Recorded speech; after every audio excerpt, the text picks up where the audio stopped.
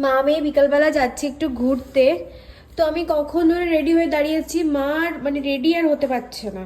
কি করছে কখন ধরে কি জানি, দুজন মিলে একটু বেরোবো, সাজুগুজু করে নিয়েছি। এই পাশে একটু সামনে গঙ্গার ধারে যাবো, কিন্তু সেরেছি কিন্তু অনেকটাই। কি করবো, এখানে শুধু খাই দাই আর সাজা গোজাই কাজ। সেই থেকে দেখছি চুল ঠিক করে যাচ্ছ। মা তুমি কি করছো, চলো না তাড়াতাড়ি। এই তো যাচ্ছি, আমি চুলটা একটু নাম এ করলে আমার চুল তো উড়ে যাবে জানিস তো।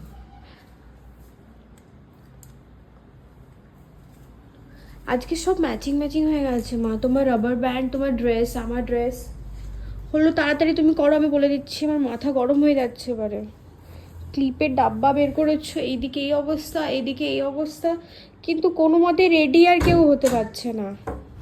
অবশেষে দুজন মিলে বেরিয়ে একটু গঙ্গার ধারের দিকে এলাম, আর এসে এত ভালো লাগছে, এই যে সূর্যাস্তটা দেখে না মন ভরে যাচ্ছে।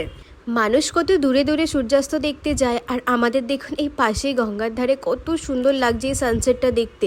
আর তার সাথে এই কুলফি, সেই ছোটোবেলার কথা মনে পড়ে গেল। তখনই স্কুল থেকে আসার সময় রোজ দুপুরবেলা এই কুলফিটা খেতাম গরমকালে, আর তখনও কিন্তু এই কাকুটাই ছিল আমাদেরকে দিত। তো আজকে দেখতে পেয়ে আমি তো বেশ খুশি হলাম, আর বললাম আমার জন্য একটা বানিয়ে দাও। তো আমিও তো একটা বড় মতো দেখে বানিয়ে নিজের জন্য নিয়ে নিলাম।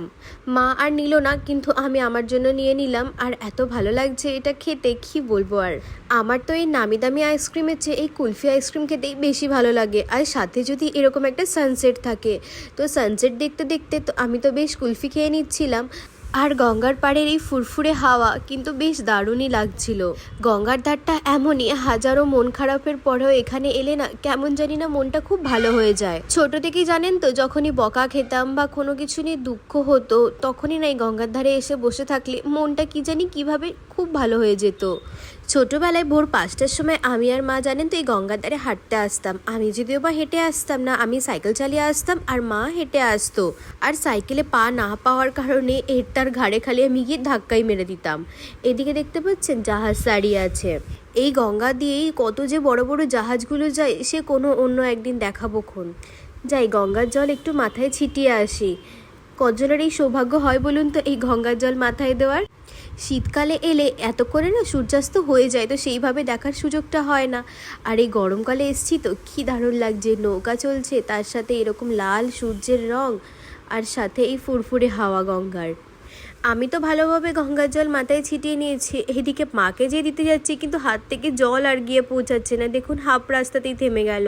তো মা একটু নিচের দিকে নেমে আসতে, তাই মাকে আমি ভালো করে দিলাম।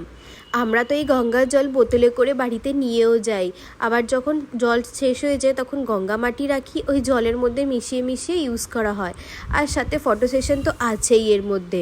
এত সুন্দর সিনারির মধ্যে আর ফটো তুলবো না তাই কি হয়, তো ভালো করে বেশ কয়েকটা ফটোও তুলে নিলাম।